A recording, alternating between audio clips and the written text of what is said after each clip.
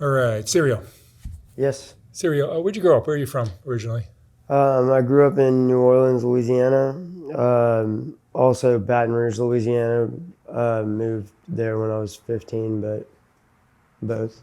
What was your family like? Um, well, when I was born, the home I came to was completely different than the home that I ended up stepping out of. But in the beginning, it was really normal. Loving family. My dad was a barber. He worked a lot. My mom was a stay-at-home mom. Uh, everything was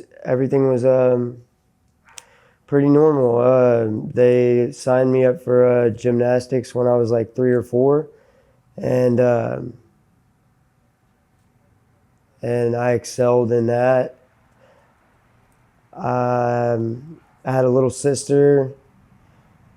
Um, we're 4 years apart, um, and basically my life in the beginning revolved around gymnastics and spending time with my little sister and my mom at home, and then when I was about 15, I had an opportunity to start a program um, with a gymnastics coach that would wanted to coach me for Olympic training, and so I did homeschooling in his gym and and trained, and but I only got to do that for about 6, maybe 8 months, and Hurricane Katrina that devastated New Orleans uh, hit, and that's whenever it, that's whenever my home life shifted, and it was like black and white. It was like I went from living in a home that my parents valued, like trust and like honesty, and they were instilling some pretty positive values in me, and then they both relapsed on on their drugs of choice. My dad, he did he was a heroin addict and a crack addict. My mom periodically did methamphetamines, but she also her main thing was pharmaceutical, benzos, and alcohol. And my mother, who, like I said, I spent a lot of my time growing up with. Um, after the hurricane, she really reclused a lot, and became really depressed, and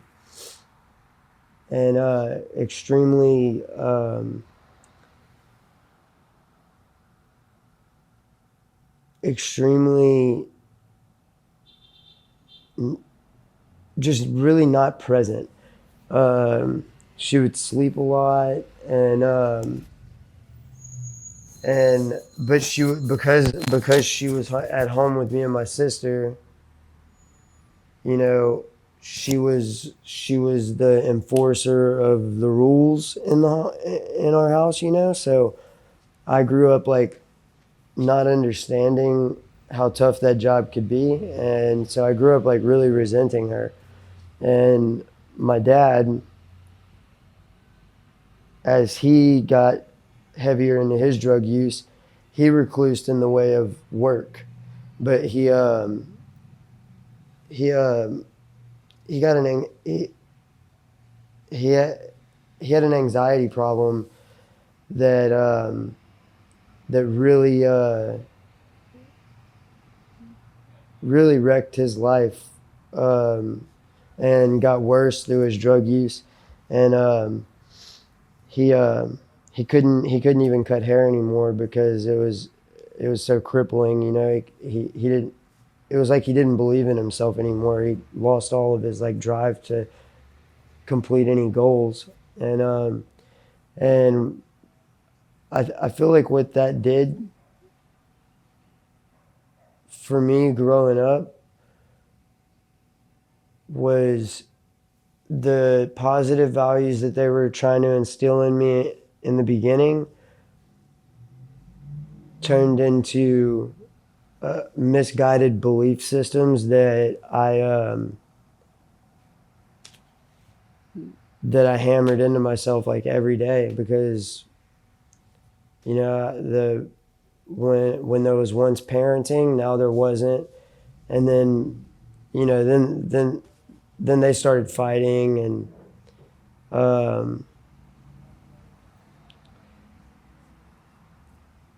my mom my mom started using meth more and more as I got older, and when I was 16, I caught her smoking a joint, and she said, "Well, if you want to try some, you can, but I just want you to know that I think you should because of your ADHD." And so, you know, naturally I smoked and I liked it was fun. It was exciting. It didn't really help with my ADHD at all. Um, it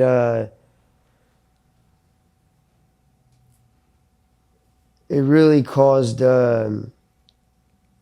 it caused what became a ripple effect in my life as as the years went on. Like my mother would go through these really short-lived phases where she would say, "I'm gonna get cleaned up," and what that meant was I had to get cleaned up, and that was like taking my like the only reprieve from how like dysfunctional the house was away from me, and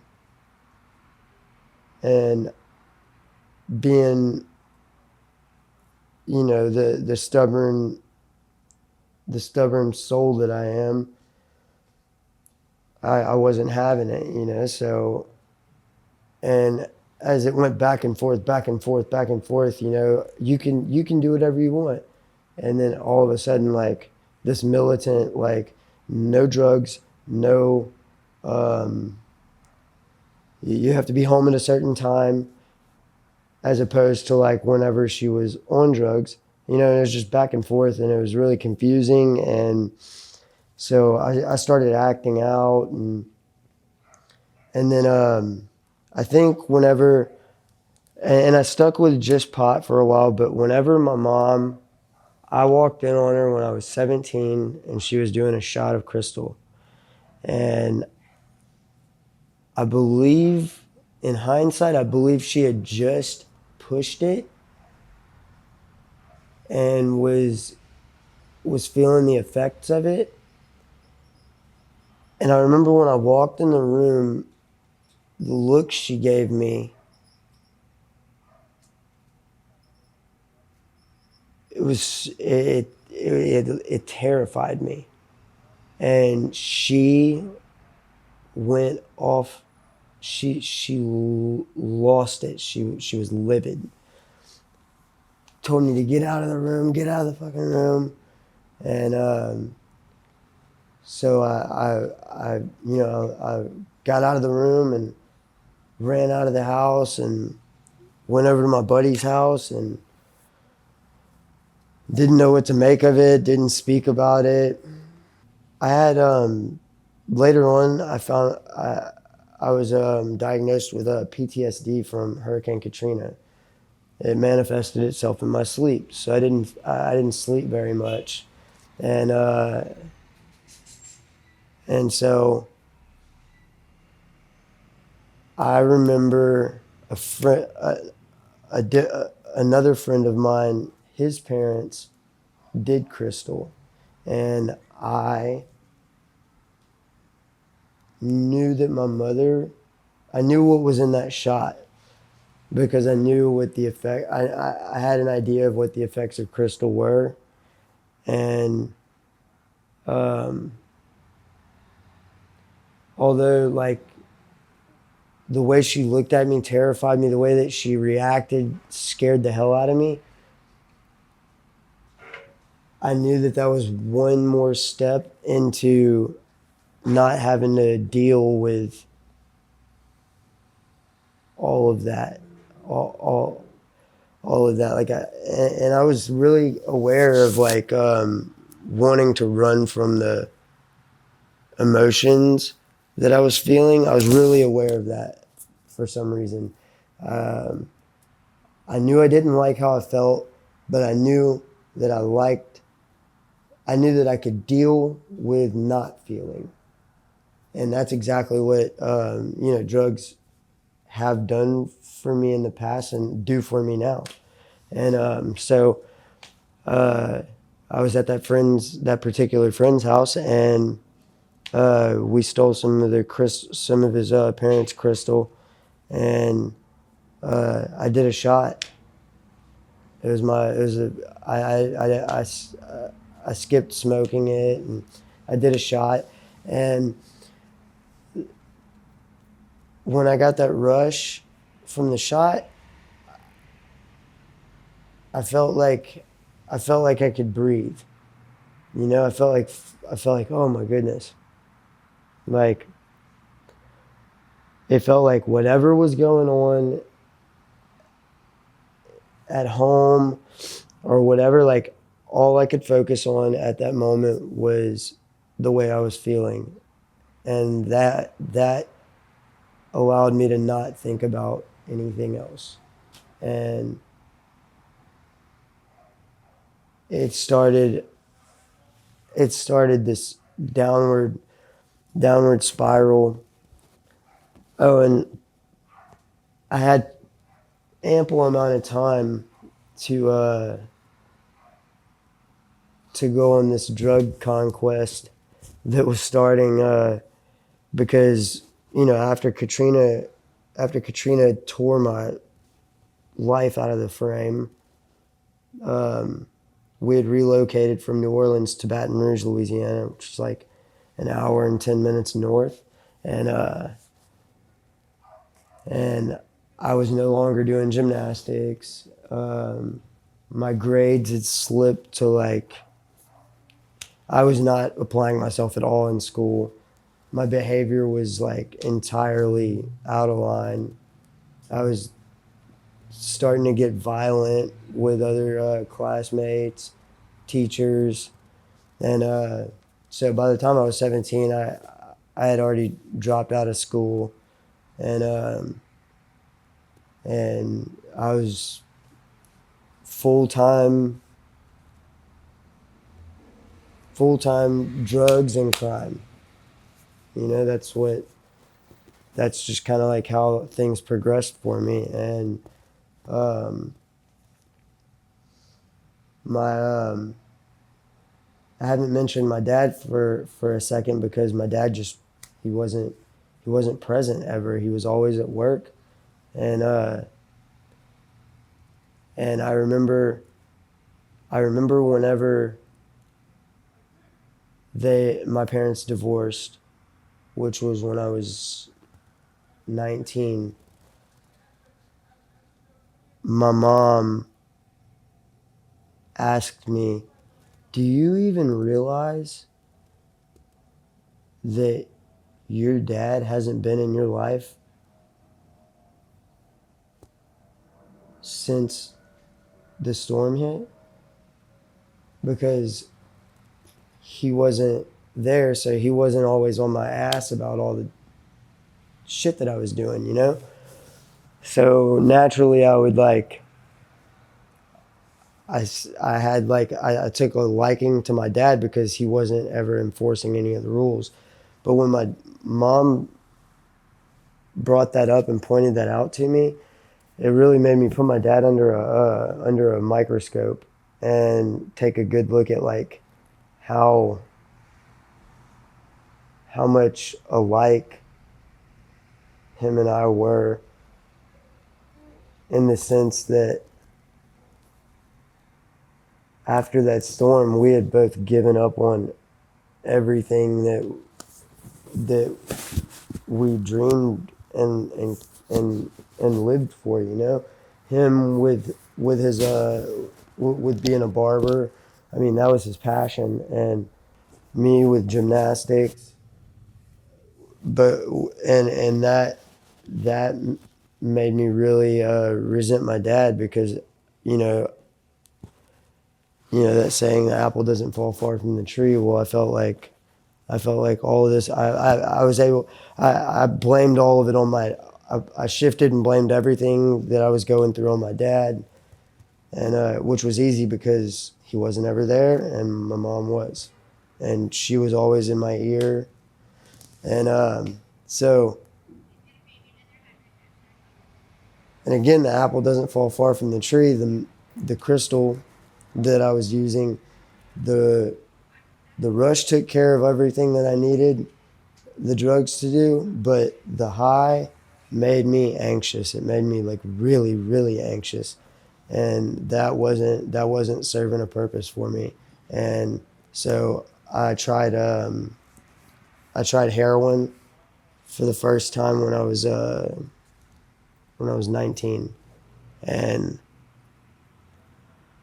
um, I was unaware that when you do heroin, um, you gain a habit, and if you don't do it anymore, you can't just quit.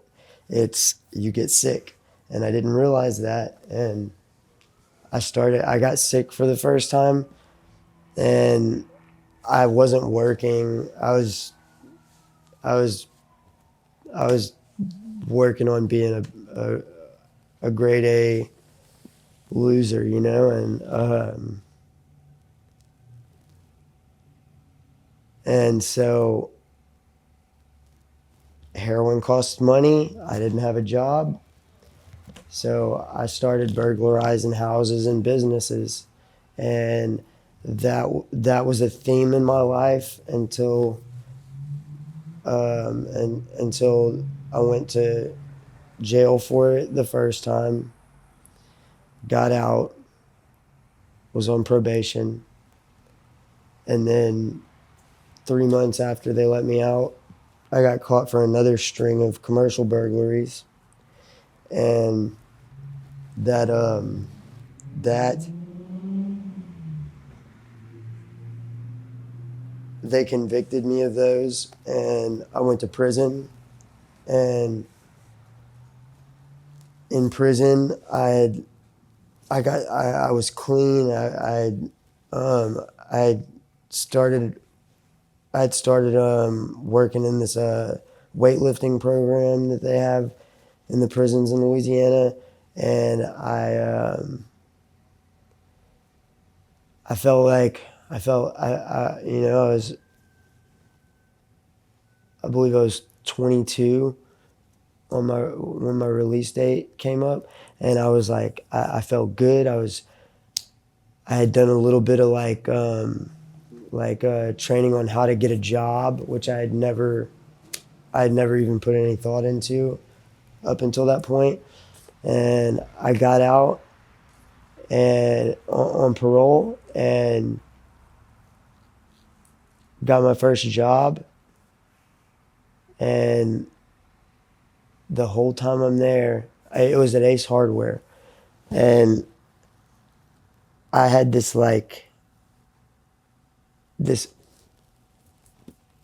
this like itching, this like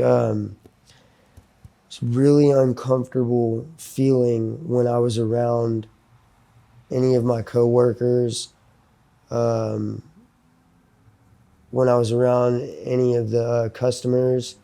I just the social anxiety of it was like crippling, and so I started drinking, and at the time I was living in Baton Rouge with my parents, but I had saved up some money and decided I was going to move back to New Orleans, and I was drinking. New Orleans, New Orleans is known for the nightlife, and it's also known for 24/7, 365 days a year, uh, alcohol consumption, and so I drank a lot. I drank a whole lot, and because I had started working out in prison, I was also I was obviously totally fine with putting chemicals in my body. I started doing steroids, and I got a new job when I got to back into New Orleans, and but that job was I became a stripper, and that's whenever my life um, went completely out of control. I no longer had. I felt as if no longer was even in the driver's seat of the choices I was making, and um, because of the choices I was making, led to me uh, being raped. Um,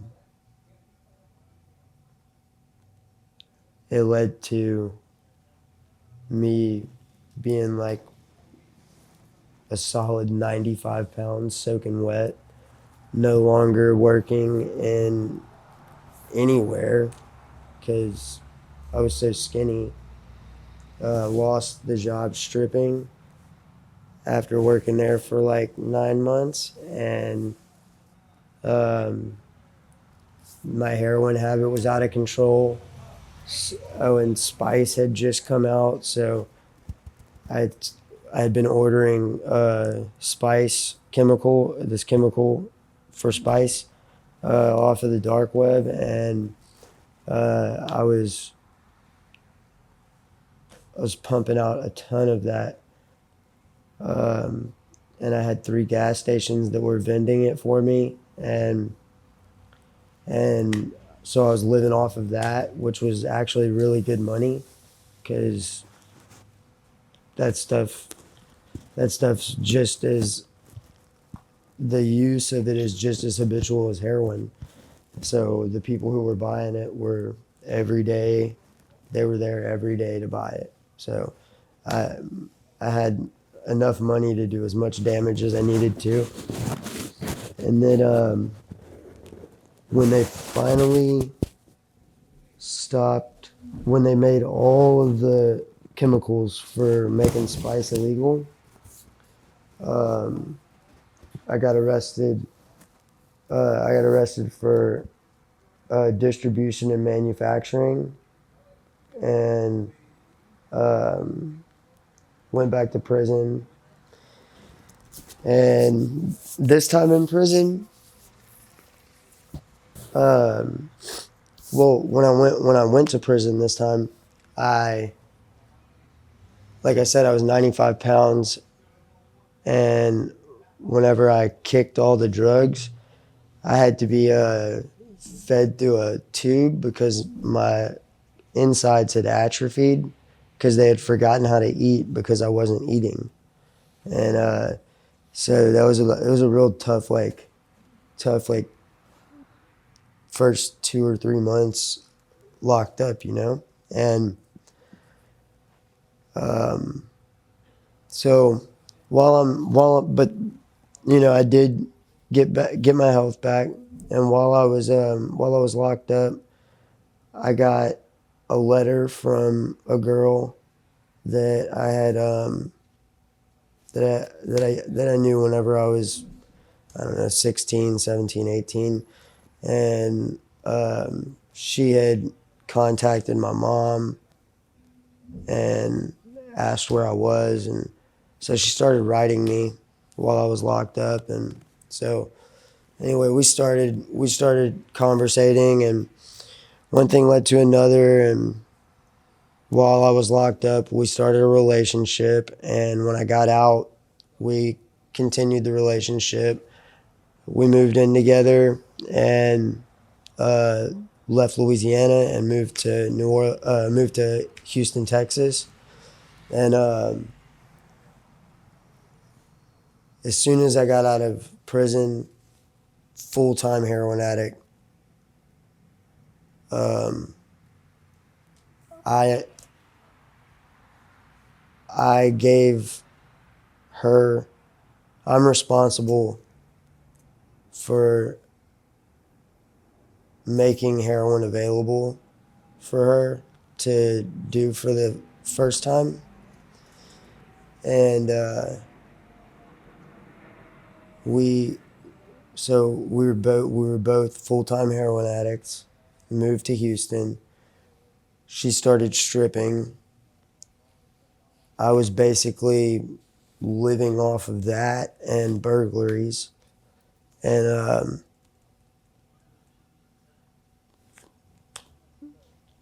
we ended up getting engaged. And after we were together for 2 years, um, we got into a fight one day, and I left the house to go get a drink. And on the way home, I stopped at the laundromat that we washed our clothes at, and just to cool off. And when I got back to the house, she was laying on the couch, completely gray. She was cold, and she died. And it was because I used to make our shots, and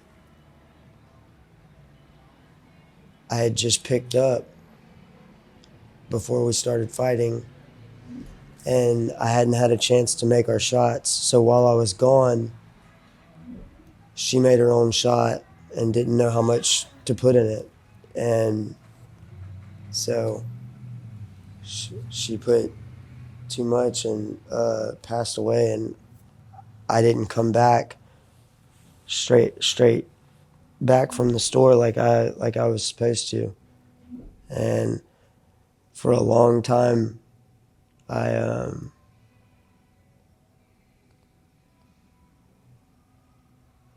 I I consider I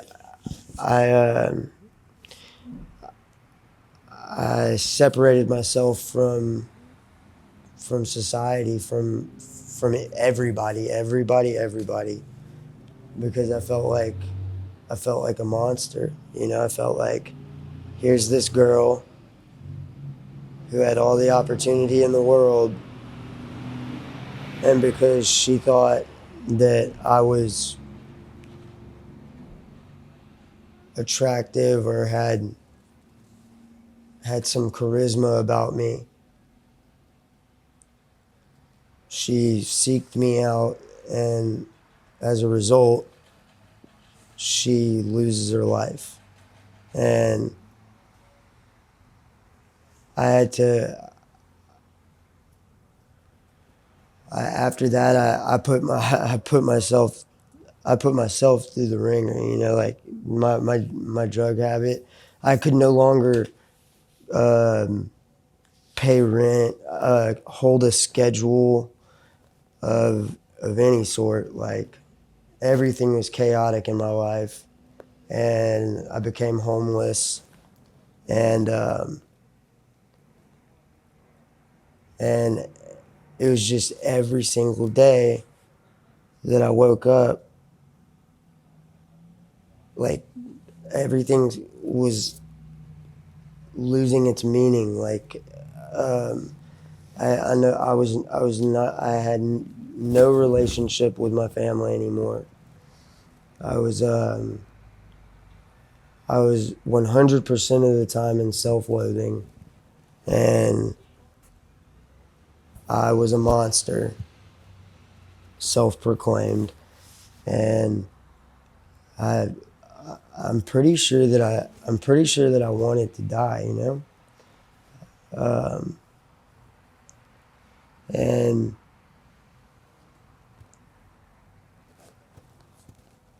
so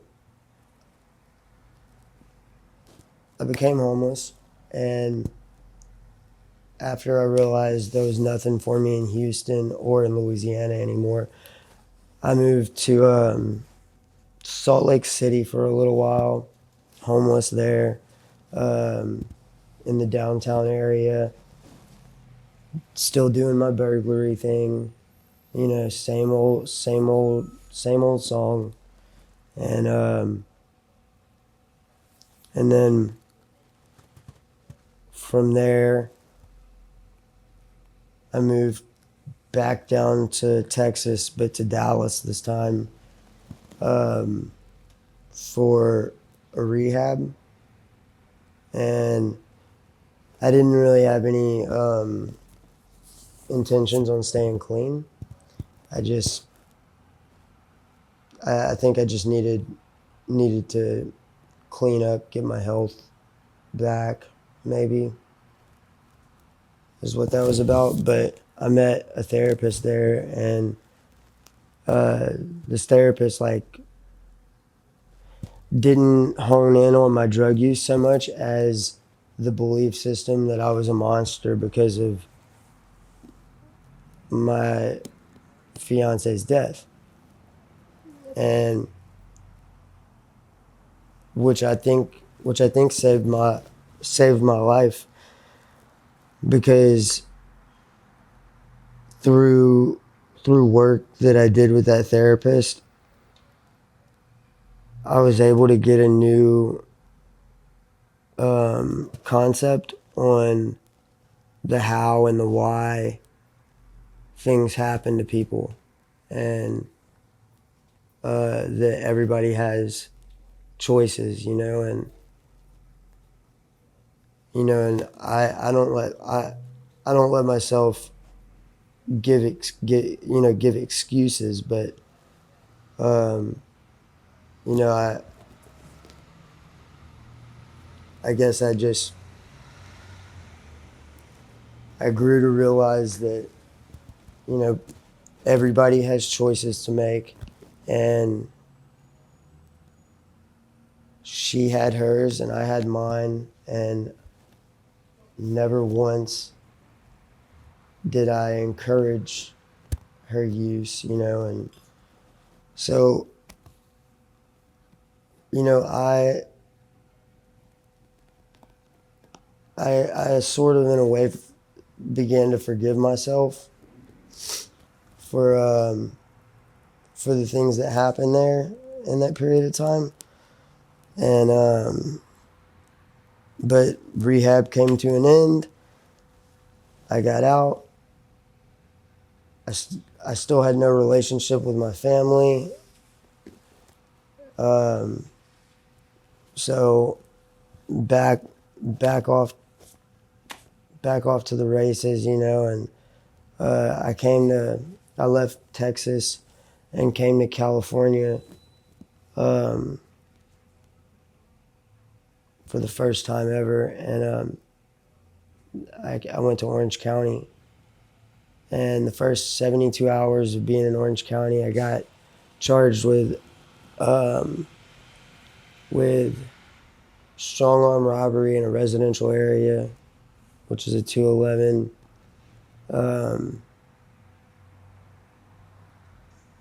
I will add the victim was coached, but nonetheless, I ended up back in prison within three days of being in California.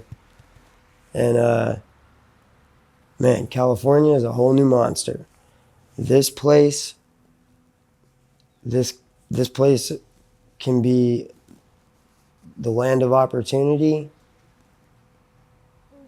certainly in a good way, but most definitely in a bad way. This place, the best of the best of the best at being the worst, come here. And I feel like I've met every single one of them. And the brand of drug addict and criminal that's out here they don't want to get clean. In fact, they don't want anything different. They want things not just to stay the same, but it's like there's a driving force and everybody's just trying to like make it to where that negative way of living can be lived at night and during the day, and I had never experienced anything like that before. So whenever I went to prison out here, I'm around a bunch of guys, and previously my prison visits, everybody's trying to get into programs to do this and that. Out here, you go to prison and you buy a pair of shoes and the drugs come in and you raise your hand to do violent shit so that you get blessed with drugs. And that's the name of the game, And so anger and depression and hate and all of this stuff, like it just like grew. And it's like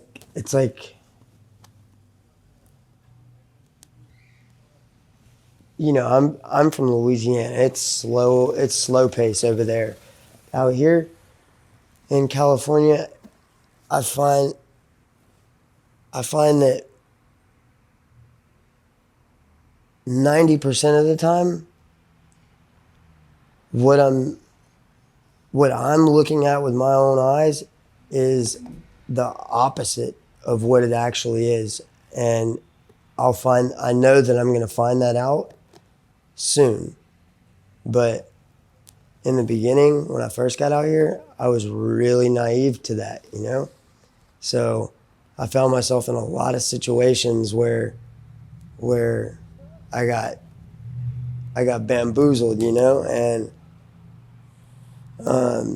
anyway, so I did some prison time and thought that I had figured out how to, maneuver through being in this new crazy place. And I get out and leave Orange County and come to Los Angeles. And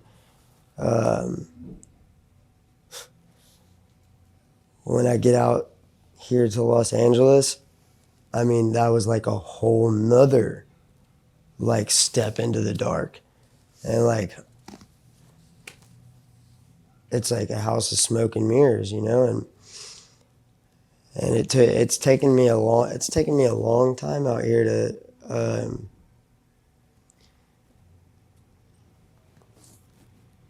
to be where I'm at, to be able to sit where I'm at and know the things I know and understand the things I understand. And every day I'm reminded that I'm still at just the tip of the iceberg. And I am now a person that this is a way of life, And so I get out to Los Angeles and I start doing heroin and crystal and, just indulging in drugs and meeting people and forming forming relationships with people, and which was so Los Angeles essentially got its hooks in my back, and I felt like there's nowhere else in this world that I'd rather be, and I still feel that way. I feel like there's nowhere else I would really fit in anymore. And so since since I've been out here, I've been on the streets, and I've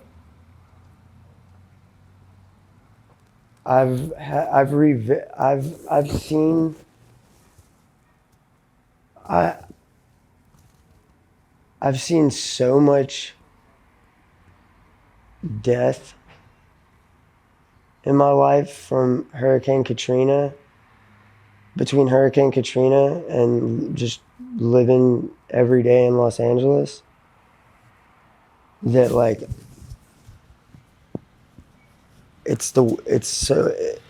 when I realized it a couple years ago, it was a really cold realization, but like I am so desensitized to what your normal person would like just be fucking repulsed by, or like would be like, oh my, oh my God, that's so this, so that, like, just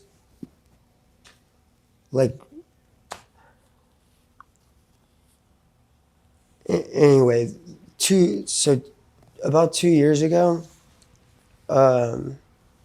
heroin had been in my life all this time, but man, 2 years ago, fentanyl hit the streets, 2.5 years ago. And of course, I'm an opiate addict. That's like the mecca. I got on it, and everybody got on it. What am I talking about? Everybody, it seems like. I mean, you can find the shit on the ground, I mean, it's fucking dangerous. Like, you can find the shit on the train. It's sitting on the seats. It's fucking everywhere. And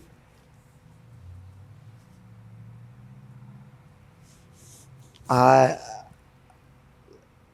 and everybody that I met when I first got out here is dead.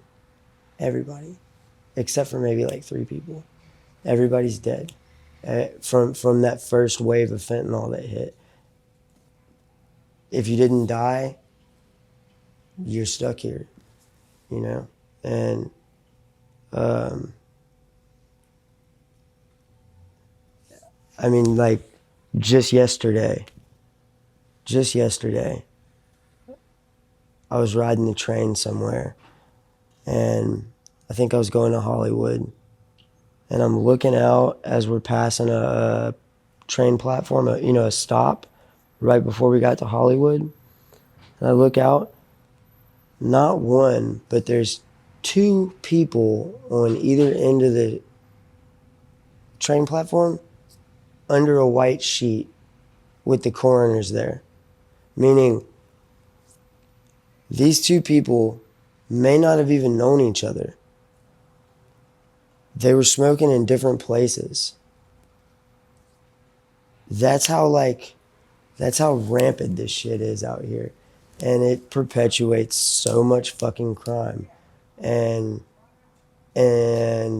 when you start feeling that it's time to get more, it's like, I mean, like, damn near anything,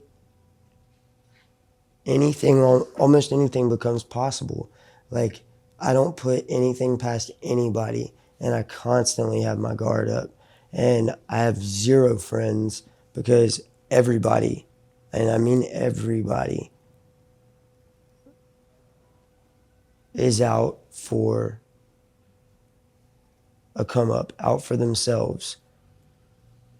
There's nobody that can be trusted. not even myself. And that derives straight from the fentanyl use. So Los Angeles was already this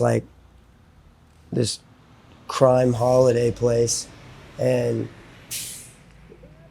now that fentanyl's torn this city up, like, it is. I mean, I don't even know. There's not even words for it. Like, and I'm like, right in the middle of it. And somebody asked me the other day.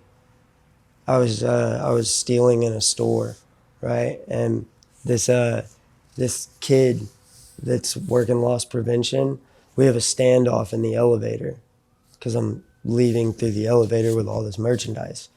And we have this standoff in the elevator, and he, I don't press a button, and he doesn't press the button. So we're just standing in the elevator, and he's like, "Why? Why do you do this?" And I was like, "Because I've got wants and needs that need to be met, and this is the way that I meet them, just like the reason that you go to work." And the kid was like,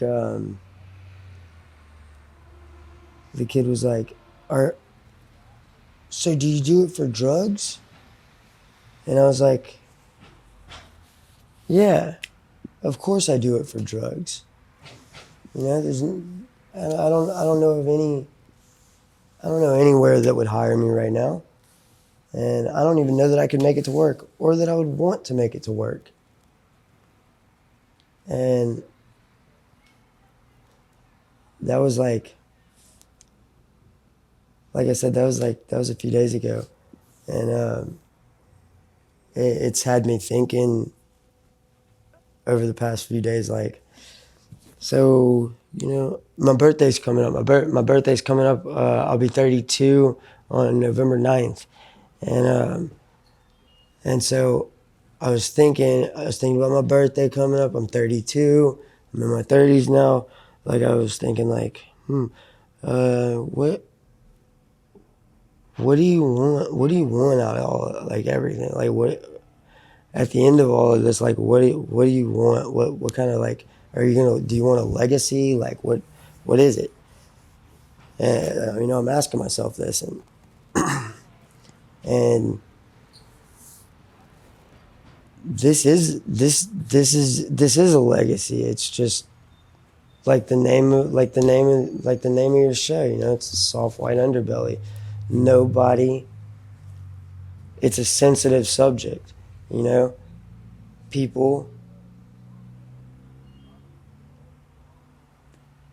Everybody has a rhyme and a reason that they do things, even if they don't know it. And I feel like I'm a part of something here. Like, even if I don't know what the fuck it is really, like, and I feel like